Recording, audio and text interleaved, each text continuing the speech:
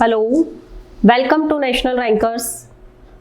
मैं हूं आभा गुप्ता सेरीवाल और आप पढ़ रहे हैं क्लास 12th का अकाउंट, जिसमें चैप्टर 8 कर रहे हैं हम कंपनी लेखे अंशों का हरण एवं पुनः निर्गमन।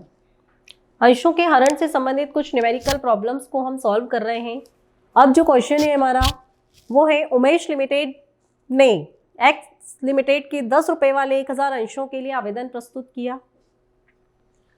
उमेश ने क्या करा, एक्स लिमिटेड के 10 रुपये वाले 1000 अंशों के लिए आवेदन दिया है। आवेदन पर 2 रुपये, आवंटन पर 3 रुपये, प्रथम याचना पर 2 रुपये, द्वितीय याचना पर 3 रुपये दे हैं। उसने आवेदन और आवंटन की तो पूरी राशि दे दी, लेकिन प्रथम याचना और अंतिम याचना की राशि का उसने भुगतान नहीं किया। अतः संचालकों ने उसके सारे अंश जब्त कर लिए और इन्हें नगद 8000 रुपये में पुनः निर्गमित कर दिया। कंपनी की पुस्तकों में अंश हरण, पुनः निर्गमन और हस्तांतरण की जर्नल की लेखे कीजिए।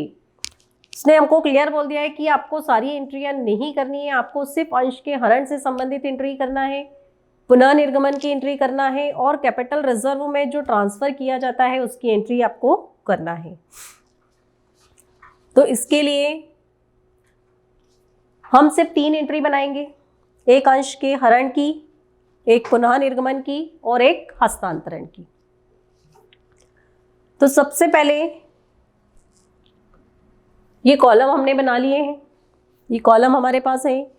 इसमें हम पहली एंट्री करेंगे, कौन सी वाली, अंशों के हरण की। तो फर्स्ट एंट्री हो जाएगी हमारी शेयर फॉर फीचर की। जब भी अंशों का हरण होगा, मैंने आपको पहले भी बताया था कि आपको पूंजी खाते को डेबिट करना है। क्यों? क्योंकि उससे कंपनी की जो पूंजी होती है वो कम हो जाती है, इसलिए शेयर कैपिटल अकाउंट डेबिट होगा।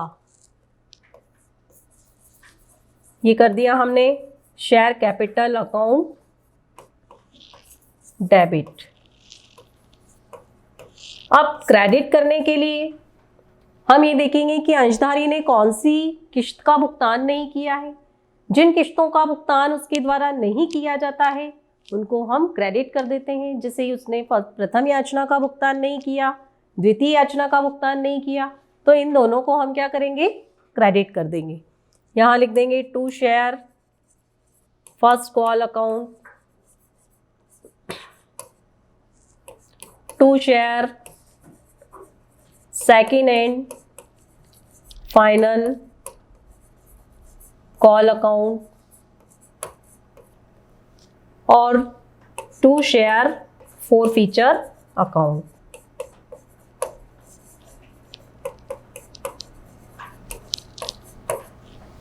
ये हमने कर दिया। अब इसके पास देखिए टोटल कितने अंश थे, कितने अंशों के लिए इसने आवेदन किया था।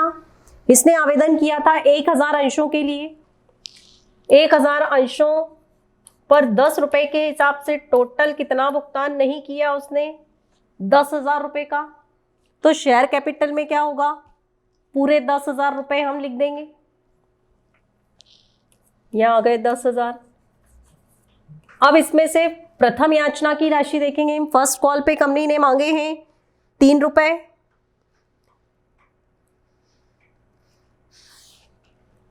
यहां हम लिख देंगे first call 1000 into 2, second call 1000 into 3।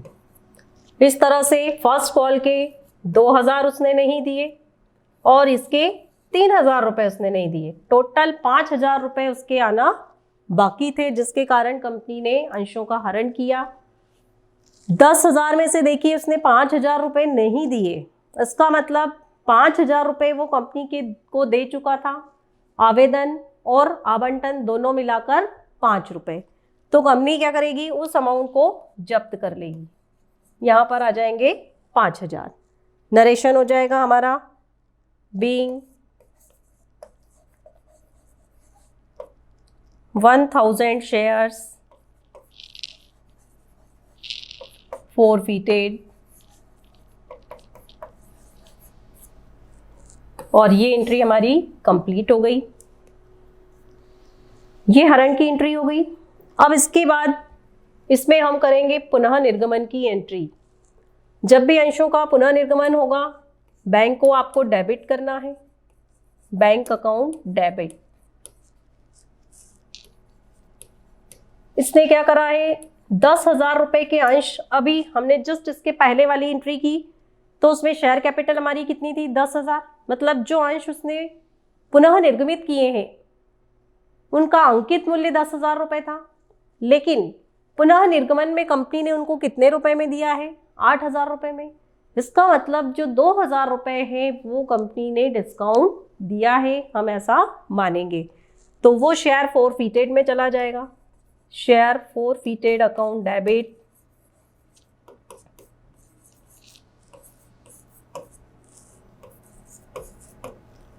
To share capital account.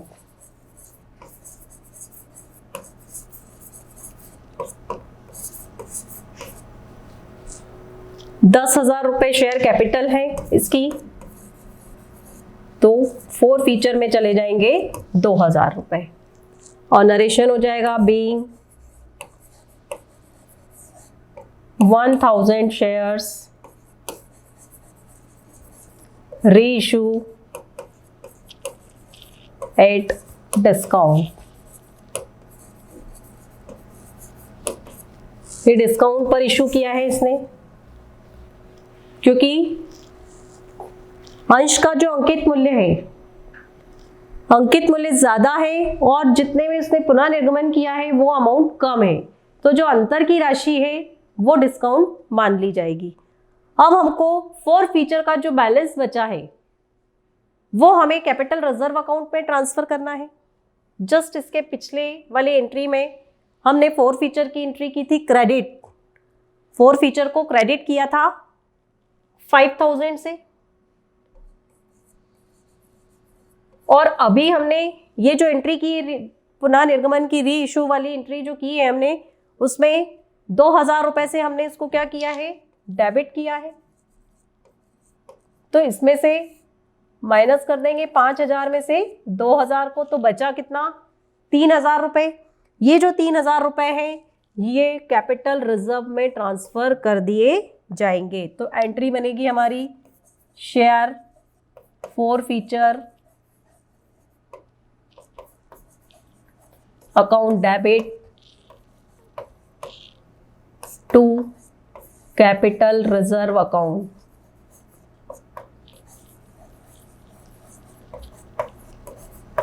$3,000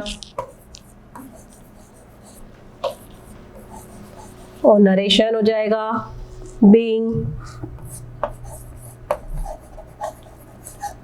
balance of forfeited account transferred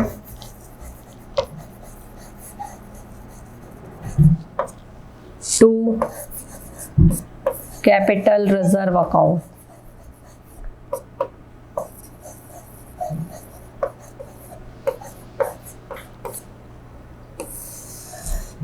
ये एंट्री हमारी कंप्लीट हो गई। तो देखा आपने कि जब बट्टे पर अंशों का पुनः निर्गमन किया जाता है तो हमें किस तरह से एंट्री करना है उसकी।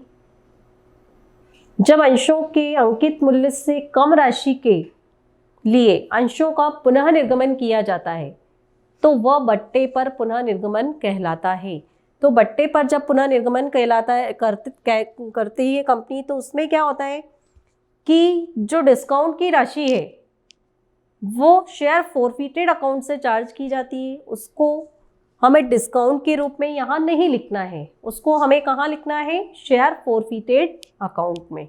और फिर क्रेडिट वाला जो फोरफीटेड अकाउंट है उसमें से डेबिट वाले फोरफीटेड अकाउंट को माइनस कर दिया जाएगा और जो बैलेंस बचेगा, जैसे इसमें तो हमारा 3,000 बचा है, लेकिन हर सवाल में तो 3,000 बचेगा नहीं, है ना। तो जो भी हमारा क्रेडिट में से डेबिट को माइनस करने के बाद बचेगा वो हम कैपिटल रिजर्व में ट्रांसफर कर देंगे।